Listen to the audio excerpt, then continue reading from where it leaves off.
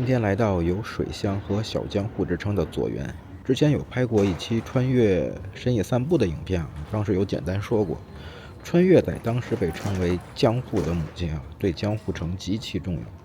如果用现在詞語抽象的形容，那就是江戶的腦幹。但是在穿越之外，還有一個地方也是同樣重要，那就是今天要介紹的左源。如果穿越是江戶的腦幹，那這裡就是江戶的腎臟了。現在来到小野川，這裡就是小江戶的核心地带了。如果你在東京赶到知悉，很多人會建議你來左源，他們叫這裡水鄉，叫這裡小江戶。那江戶時代有一句名言，想看江戶嘛，那就去左源吧。左源比江戶更勝一籌。人們試圖用這種溫情的詞彙來掩蓋一個極其硬核的事實在300年前，這裡不是為了美而存在的，它是江戶這座巨型城市的腎臟。說白了呢，300年前沒有左源，江戶就會餓死。那為什麼說它是腎臟呢？因為300年前的江戶是一個擁有100萬人口，卻幾乎不產出1粒糧食的文明黑洞為了餵飽這個黑洞，那整個日本東部的營養必須像血液一樣湧向關東。但野蠻生長的資源是無法直接被全力消化的。那左源就是那個最關鍵的過濾阀門。當時的東北地區可是幕府眼中的糧倉但問題是貢米、大豆還有醃魚在運往江戶的漫長水路上充滿了損耗、偷竊和質量的參差不齊。那左源的商人本質上是幕府雇用的血液清洗工。在這裡呢，所有的粗放物資被卸下、篩選、重新打包，然後打上左源的准入標記。只有經過這裡過濾的物資才具備進入江戶血管的資格。那這種繁華不是自由貿易的產物，而是特许經營的壟斷。左源的每一座豪華丁屋其實都是從那龐大的帝國供需鏈裡利用信息差和轉運權收割下來的提成。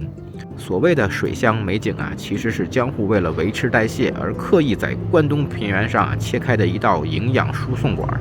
在這裡美是意外，效率才是唯一的真理。接下来要看的也就是来左源必要打卡的一個景觀，就是前面这個會噴水的橋，也是現在非常著名的一個景觀。但在當年它代表的是一種水的統治。你以為這片交織的水網是大自然的饋贈嗎？不，它是權力的外科手術。為什麼說它是外科手術呢？在德川家康入駐江戶之前立根川是向南流入東京灣的，這意味着每逢雨季整個江戶都會淪為一片澤國。為了保住政權的根基德川幕府開啟了一項持續60年的瘋狂計劃——立根川東遷。他們強行切斷了自然的河道，動用了数萬名如奴隸般的民夫硬生生地在大地上凿開了一道口子，把這条日本最大的河流強行向東撥轉了90度。左源呢，就是這場地理整容留下來的縫合線。那全力切開了大地的皮膚，不是为了制造美景，而是为了制造可控的流動。那通過這次改道，幕府實現了2個目的第一，將水災排向他處，確保江戶的絕對安全。第二呢，就是人為制造了這一條通往東北的水上高速公路。那在左源呢，每一滴流過小野川的水都像是被行政命令強制馴服的奴隸他們不再是自然界的一部分，而是被量化過的運力單位。那幕府在河道兩岸設置了無數關卡，通過控制水流的速度、深度和方向完成了對全國物資的物理化監管。那在這裡水就是白銀的變體，是權力在關東平原上畫出的稅收紅線。那現在的遊客在這裡聽沙沙的水聲覺得很治癒但在300年前，這聲音是帝國的計數器在跳動，每一聲水響都在計算着這批物資進入江戶後能折算成多少養活幕府權貴的金幣。這是對自然的徹底征服與清算。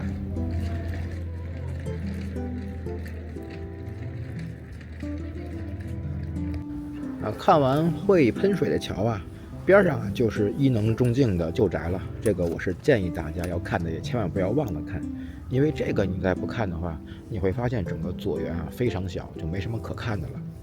而伊能忠敬啊，也是整个左元非常有代表性的一个人物。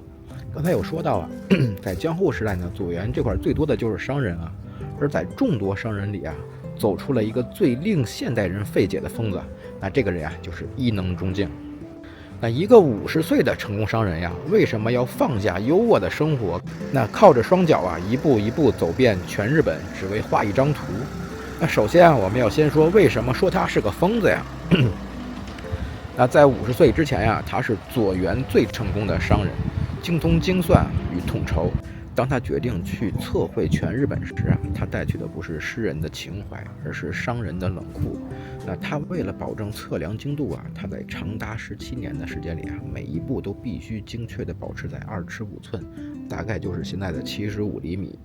那這已經不是在行走了，這是一種肉體的儀器化。那他把自己變成了一台人肉掃描儀，將雙腳啊變成了權力的刻度尺。在伊能忠敬之前呀，幕府對日本的領土認知啊是模糊的、感性的，哪裡是深山，哪裡是海灣，大多靠口耳相傳。但在統治邏輯裡啊，模糊意味着管理的漏洞，意味着稅收的流失。那伊能忠敬的地圖啊，是日本歷史上第一次數字化生存的嘗試啊。它每量出1里地啊，幕府的權力觸角啊，就向荒野延伸了1里。當地圖被精準分到1分1毫時啊，那些曾經躲在地圖陰影裡的流民吶、荒地呀，以及隱匿的財產呀，都瞬間在權力面前無所遁形。那這不僅僅是一張地圖啊，它是幕府的一份資產清單。從此呢，日本不再是一個被眾神守護的靈性之地，而是一個可以被拆解、被標注、被精準收割的巨大賬本。它從左元跨出的那一步啊，本質上是代表幕府完成了對整個自然界的一次收編。所有不能被量化的存在啊，都被這張地圖無情地宣布為不存在。那在伊能忠敬舊宅的對面啊，其實還有一個，就這個還有個伊能忠敬的紀念館，不過這個不是免費的，收費的500日元。由於我下邊的安排啊，是要去離這兒有一段距離的香取神宮啊，所以呢我就不進去看了。而且一般收費的它裡邊也不讓拍攝，所以我進去了我也什麼都拍不了。那接下來就要去日本3大神宮之一的香取神宮了。不過這路上應該是沒什麼可拍的，就直接跳過吧。如果按照以前香取神宮的面積來算的話，其實出了左元啊，馬上就是香取神宮了。也就是說，咱們現在站的位置啊，就已經是神宮境內了。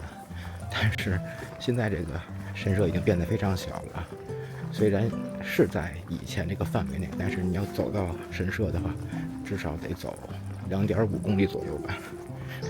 看到第一個鳥居了，但其實還有很長的一段距離。已經到香取神宮了。哎呀，我真沒想到啊，這麼多人。因為剛才在左元那塊遊客很少，我以為這邊應該也沒什麼人呢。這反差也太大了。那我們離開幽靜的水鄉左元啊，現在來到日本3大神宮之一的香取神宮。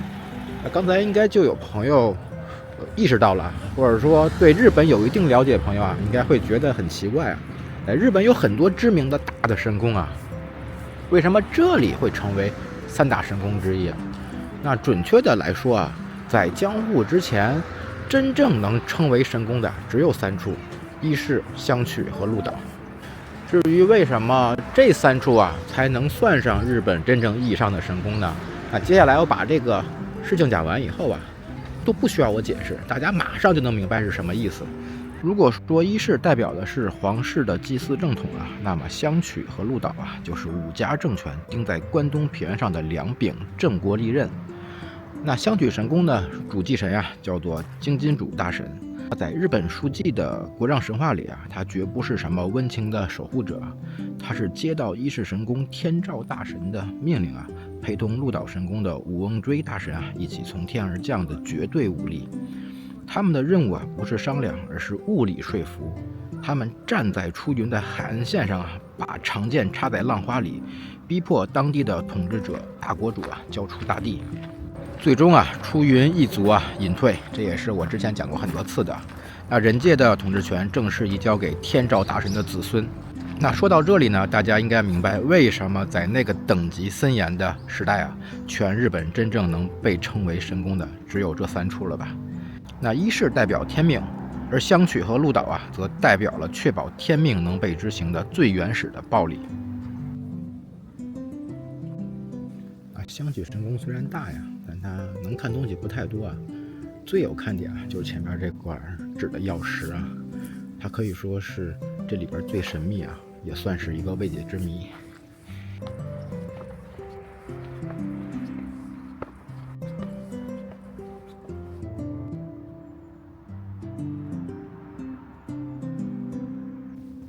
前邊這個就是曜石了。傳說啊，香取和鹿島2座神宮啊，分別從首尾压住了地底引發地震的大鯰魚。這聽起來是神話，但在邏輯的深水区，這叫雙重鎖死。那鹿島神宮的主祭神啊，武尊大神和這裡的金金主大神呀，是當年国让任務中的生死搭檔。那一武一文，一剑一盾，他們共同構成了关東地区最初的暴力逻輯底座。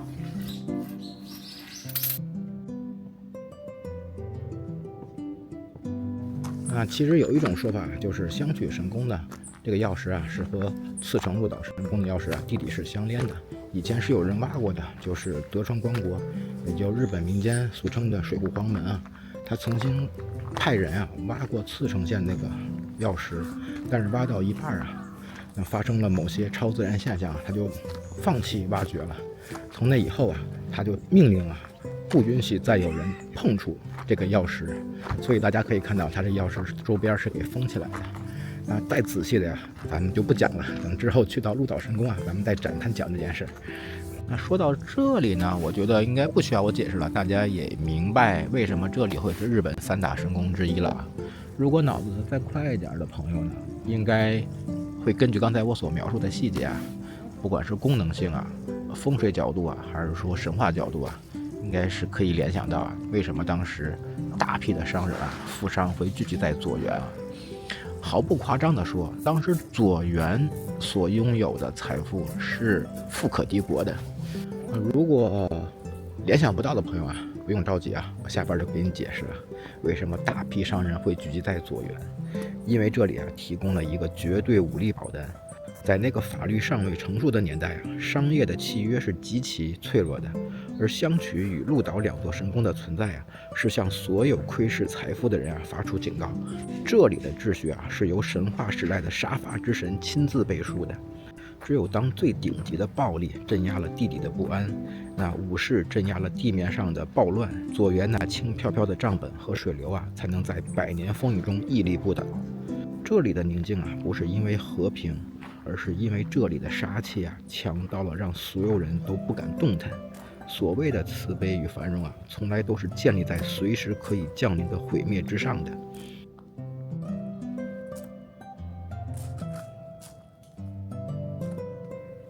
那香取神宮看得差不多了，大家應該有發現啊，它的大是跟別的神社的大是不一樣的，別的是靠着龐大的建築群、華麗的建築物哈，但它這塊沒有，這塊大部分都是自然景觀，建築物非常少，所以它這個神社更像是在一個風水寶地上啊插了一根釘子，我是來鎮守這塊風水寶地的。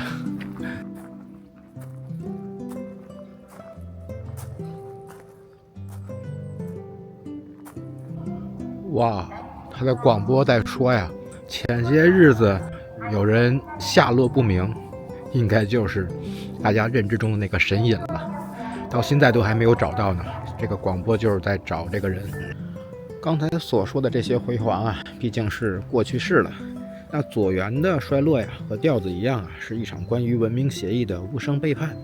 當第一根鐵軌在大地上鋪設開來，當蒸汽機的咆哮啊蓋過了窯爐的咿呀聲，佐原這顆曾經跳動了幾百年的江戶之腎呀，就在系統的後台呀，被毫不留情的一鍵關閉了。它從帝國的血管中心啊，瞬間淪為了地理上的盲腸。但這種被拋棄啊，反而成全了它，因為系統走得太快，甚至來不及拆除它，只能把它隨手丟棄在時間的荒野裡，那這讓左園在不知不覺中變成了一個被真空包裝的時代標本。當你走在今天的左園你看到的不是美景，而是一個龐大帝國凋零後的血管壁。每一塊青石板每一道露出的燈光，那其實都是被時間冷凍在那裡的權力余溫。他們在提醒你這裡曾經流淌過足以左右日本命運的滾滾財富，也曾承載過足以丈量國土的絕對野心。文明在高速進化時從來不會回頭去看那些被它丟掉的舊零件，無論這個零件曾經多麼精密，無論它曾經如何支撐起一個时代的運轉。在進化的算法裡沒有懷念，只有更替。我們在這裡感嘆歲月靜好，其實是在一處文明的廢墟上偷窺那個已經死去的時代留下的最後一次呼吸。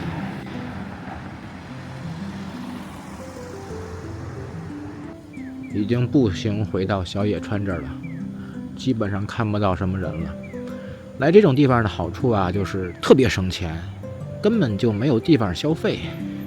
虽然這塊有燈光但是比我想象中要暗很多，沒有那麼亮。那我就簡單拍一拍，就撤了。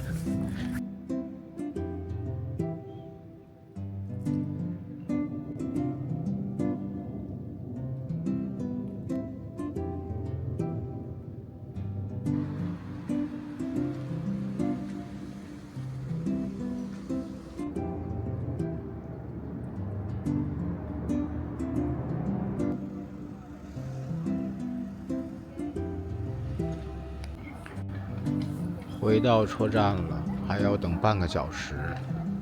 那這期內容就到這裡了，謝謝觀看，咱們下期再見，拜拜。